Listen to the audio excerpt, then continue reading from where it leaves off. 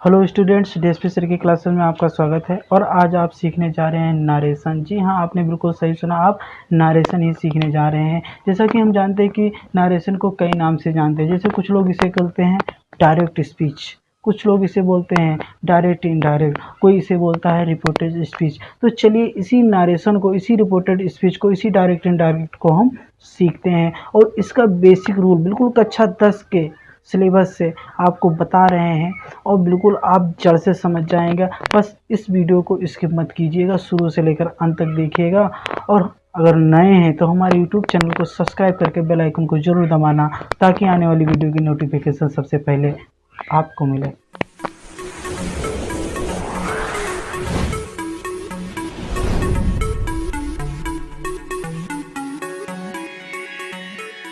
तो स्टूडेंट्स, तो चलिए वीडियो को लेट ना करते हुए हम स्टार्ट करते हैं। सबसे पहले ये जान लेते हैं कि डायरेक्ट स्पीच किसे कहते हैं।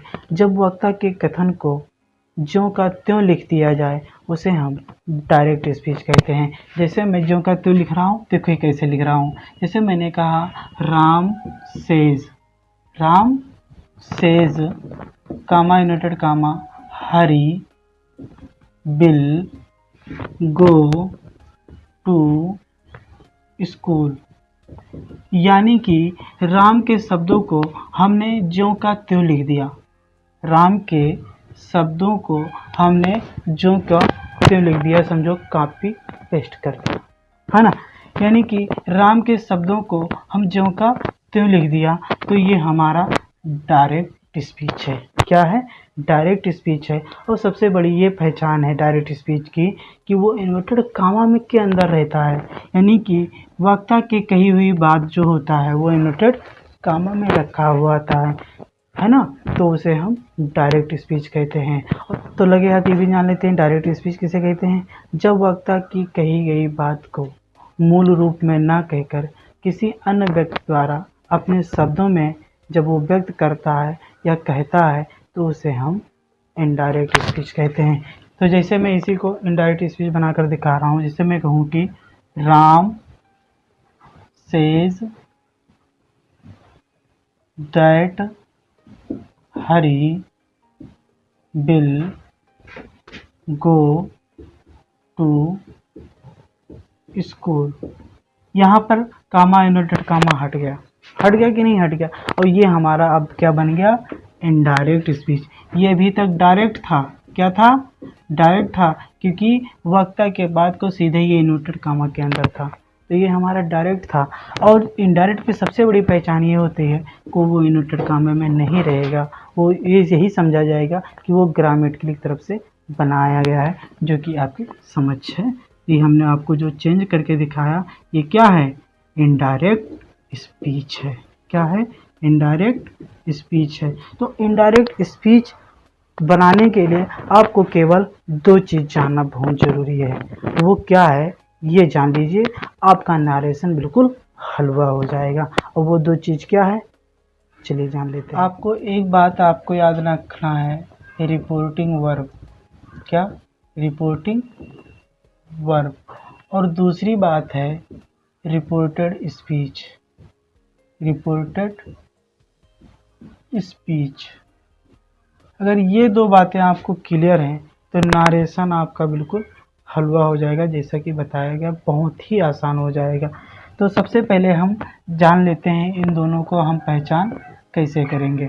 तो एक मैं फिर वही एग्जांपल ले रहा हूँ, Ram says inverted comma Hari will go to school. यानी कि जो कामा के जो पहले भाग होता है उसे हम रिपोर्टिंग वर्ब बोलते हैं। क्या बोलते हैं? Reporting verb. क्या बोलेंगे? Reporting verb. और जो इन्वर्टेड कामा के अंदर, कहने मतलब जो घर में बढ़िया बैठे हैं, कहने के वक्ता की कही हुई बात इन्वर्टेड कामा के अंदर ही तो रहता है ना। जो वक्ता कहता है उसके बाद कहाँ रहता है? इन्वर्टेड कामा के अंदर रहता है। और जो इन्वर्टेड कामा के अंदर रहता है उसी को हम रिपोर्टेड स्पीच बोलते हैं। देखिए कितना आसान है। इसी को हम बोलते हैं रिपोर्टेड स्पीच। और आपने पैराग्राफ में भी बहुत सारे स्टोरी पढ़े होंगे, तो जब कोई बात कहने वाला होता है तो उसकी बात को आपने देखा होगा इन्वर्टेड कामा में बंद होता है। तो वही यहाँ पर भी है, ये अपनी बात कह रहा है तो ये डायरेक्ट कह रहा है, तो जो इन्वर्टेड कामा के अंदर बंद है वही तो हमारा रिपोर्टेड स्पीच है। कहने मतलब पहले आपने सीखा डायरेक्ट स्पीच कहते हैं। डायरेक्ट स्पीच किसे कहते हैं? तो जब वक्ता अपनी बात को डायरेक्ट कह देता है तो उसे हम डायरेक्ट स्पीच कहते हैं। लेकिन जो बात वो कहता है वो इन्वर्टेड कामा में रहता है उसको हम रिपोर्टेड स्पीच कहते हैं। ये भी हमें जानना चाहिए। और शेष भाग जो बाहर का होता है उसे हम रिपोर्टिंग वर्ब कहते हैं। कहने मतलब जो नारेशन होता है वो दो भाग में बटा हुआ है, एक बाहर का हिस्सा है और एक अंदर का हिस्सा है। अंदर का हिस्सा मतलब जो इन्वर्टेड कामा के अंदर बंद है उसे हम रिपोर्टेड स्पीच कहते हैं, और जो बाहर है उसे हम रिपोर्टिंग वर्ब कहते हैं। इतना क्लियर हो गया तो हम आगे बढ़ें। चलिए स्टूडेंट्स, अब हम डायरेक्ट स्पीच से इनडायरेक्ट स्पीच बनाने के जो नियम होता है वो हम जान लेते हैं। बाकी जो पार्ट बनेगा उसका अलग अलग रूल हम नियम बताया करेंगे।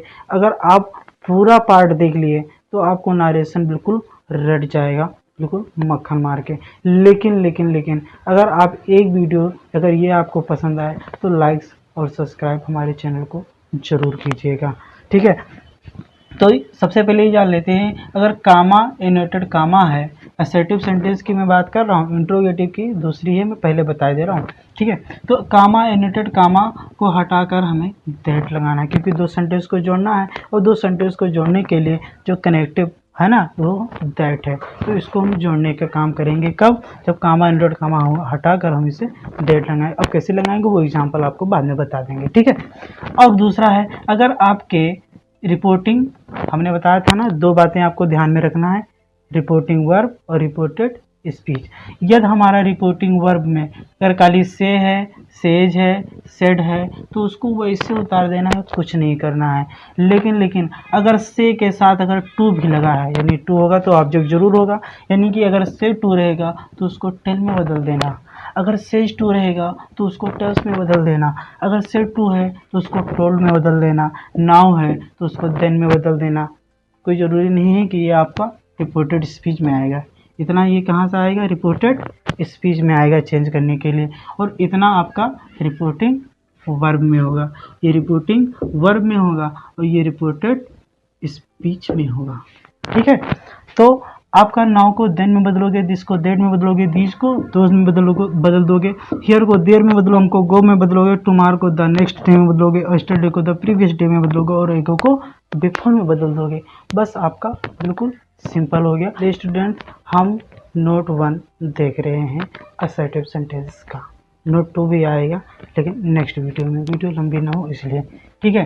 तो पहला नोट कह रहा है यदि रिपोर्टिंग वर्ब प्रेजेंट टेंस या फ्यूचर टेंस में हो। जी हाँ, आपने बिल्कुल सही सुना, यदि हमारा रिपोर्टिंग वर्ब प्रेजेंट टेंस या फ्यूचर टेंस, कहने का मतलब वर्तमान काल या भविष्य काल है ना में हो, तो रिपोर्टेड स्पीच का टेंस वर्ब नहीं बदलता हो, चाहे जो भी हो, ठीक है, चाहे वो पास्ट में हो चाहे जो भी हो, है ना। यदि हमारा रिपोर्टिंग वर्ब, हमने पहले बताया था कि आपको दो चीज़ आपको बिल्कुल जान लेना आवश्यक है, एक रिपोर्टिंग वर्ब और एक रिपोर्टेड स्पीच। अगर रिपोर्टिंग वर्ब और रिपोर्टेड स्पीच आपको क्लियर है तो आपका जो नरेशन है बिल्कुल हलवा हो जाएगा।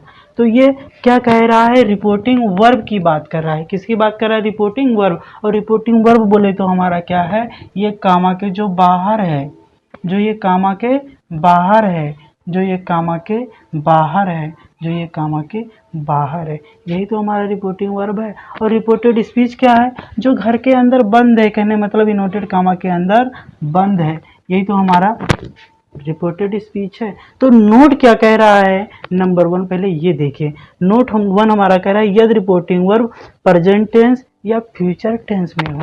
कहने का मतलब रिपोर्टिंग वर्ब इधर वाला ही है, तो अगर इधर वाला हमारा टेंस प्रेजेंट टेंस में हो और चाहे फ्यूचर टेंस में हो, तो इधर वाले रिपोर्टेड स्पीच में वर्ब में और ना ही टेंस में किसी भी प्रकार का कोई परिवर्तन नहीं होगा। जी हाँ, आपने बिल्कुल सही सुना। अगर यहाँ हमारा रिपोर्टिंग वर्ब प्रेजेंट टेंस या फ्यूचर टेंस में है तो रिपोर्टेड स्पीच में कोई परिवर्तन नहीं होगा। देखिए पहला एग्जाम्पल है he has said to me, तो यहाँ पर देखिए हैज़ नज़र आया, और हैज़ बताओ किस में आता है, प्रेजेंट में आता है। क्यों आता है कि नहीं आता है प्रेजेंट में, तो हैज़ आपका प्रेजेंट में, कहने का मतलब हमारा जो रिपोर्टिंग वर्ब है वो क्या है, प्रेजेंट में है, तो इसमें कोई परिवर्तन नहीं होगा। जैसे देखिए ये ही है, ही को वैसे उतार देंगे, हैज़ है इसको हम वैसे उतार देंगे। ठीक, अब बचा क्या, सेड टू, और हमने इससे पहले चेंज करने के लिए आपको बताया था, जरा वो चार्ट लगा दीजिए। हाँ ये देखिए चार्ट, इसमें कहा था कि अगर सेड टू होगा तो उसको हम टोल्ड में बदलेंगे, किस में बदलेंगे, टोल्ड, और मी को वैसे उतार देंगे। और असर्टिव सेंटेंस में हमने बताया था कामा इनवर्टेड कामा हटाकर क्या लगाते हैं, दैट, तो दैट लगा दिया।